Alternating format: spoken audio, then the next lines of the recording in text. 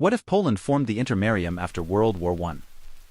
First, some context. Poland gained its independence in the middle of World War I as a kingdom under German influence. But after the defeat of Germany in the First World War leading to the retreat of German troops from Eastern Europe making them free including Poland, Poland will soon find itself in a war against the Soviet Union. It will establish great expansion but not exactly what it wanted. Poland wanted to create the Intermarium, which would have Ukraine, the Baltics, and the Balkans, making it a bulwark against Soviet or German aggression. But sadly it couldn't make it a reality, which only led to a Polish-Romanian alliance. But if we want the Polish to create the Intermarium, it would have been in a stronger win against the Soviets and a longer Russian Civil War. And we will have to make Poland be friends with Lithuania, giving up Vilnius and not going to war with the Ukrainians, which will be instrumental for forming the Intermarium. Anyways, the Intermarium would try to seek new members, as eventually the Czechs and Hungarians joined despite their border issues. They would find defense and cooperation to be more important for their survival. The Intermarium members would see substantial growth both militarily and economically, massively strengthening all members, with eventually Yugoslavia joining the Intermarium. Going to the Soviet Union in this timeline, they would be dragged into a longer civil war ending in late 1924, weakening them and leading to the independence of the Baltics and Ukraine with help from Poland. In the middle of the 1930s, Lithuania and Poland would unite, rebirthing the Polish-Lithuanian Commonwealth. At the end, the Reds will still win, but under Bukharin, after Bukharin launched a coup against Stalin, leading to more instability in Russia.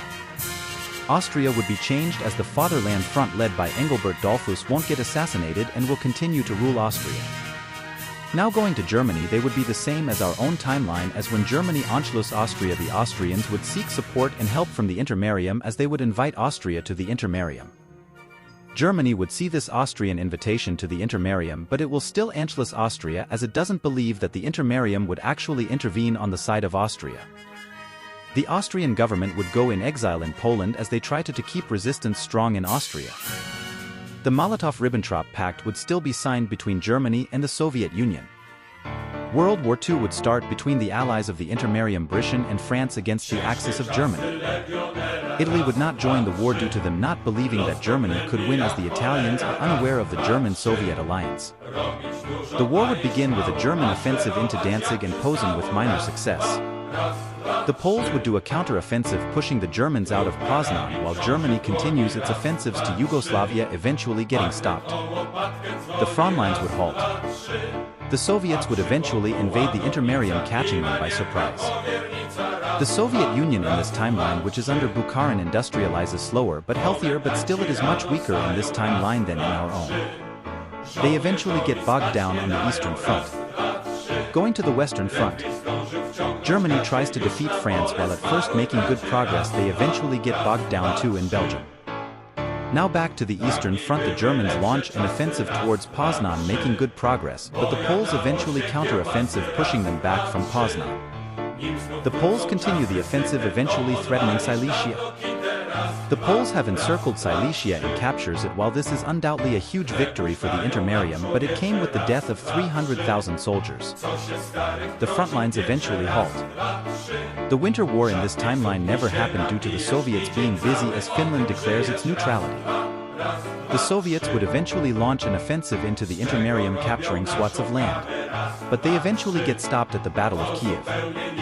The Battle of Kiev turns out to be an Intermarium success, and the Soviets are eventually pushed from northern Ukraine.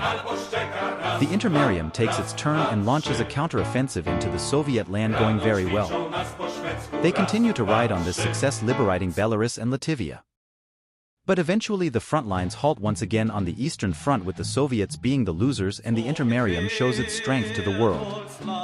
The Germans plan an offensive to recapture Silesia from the Intermarium, but the Intermarium spies find out the plan and prepare to defend Silesia, and also plan their own offensive to recapture Austria. The Germans push into Silesia but don't get the victory they expected, as the Intermarium already prepared. The Intermarium launches an offensive into Austria, going extremely well, as Austrian nationalists cheer the Intermarium advance, as Engelbert Dollfuss also goes to Vienna to rise his own army. Henning von Treschow, the mastermind of Operation Valkyrie, would try to seize power, eventually assassinating Hitler. This would come as a welcome surprise for the Allies in Intermarium as Tresckow agrees to sign a peace treaty as long as the Intermarium helps in disarming the SS.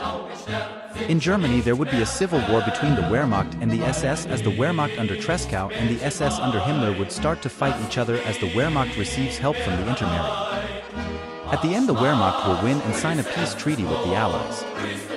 The peace deal would be in the middle of 1942. The Czechs and Poles would divide Silesia as a Prussia state is created and is also created under Henning von Tresckow. The Austrians would annex southern Germany, creating the United States of Austria-Bavaria. The French would get a puppet in the Rhine and annex the Saar land while Britain annex Hanover. Now back to the Eastern Front. The Intermarium would launch major offensives to Stalingrad, Leningrad, and Moscow, all going well for the Intermarium. The Soviets would start to crumble under high pressure from the Intermarium. In late 1944 Bukharin would be assassinated, leading to major instability in the Soviet Union as eventually the Caucasus declare independence. At the beginning of the year 1945 the Soviets would completely collapse. The Intermarium would be quick to occupy all lands west of the Urals, while the rest of Russia falls into anarchy and warlord states. At the end of the war, Ukraine gets its claimed land and more, with it setting up a puppet states in the rest of the Caucasus. Belarus would declare independence and join the Intermarium. While for the Baltics they would expand into Russian lands. Japan would set up a puppet state in the far east of Russia, taking advantage of the anarchy in Russia, while Finland would expand also. As for the rest of Western Russia, it is under Intermarium influence. As we look to the world, the Western power look at the Intermarium with fear, as the Intermarium has grown from the Urals to the Benelux. This is the end of the video. If you liked it, why not subscribe, it helps a lot. Thanks.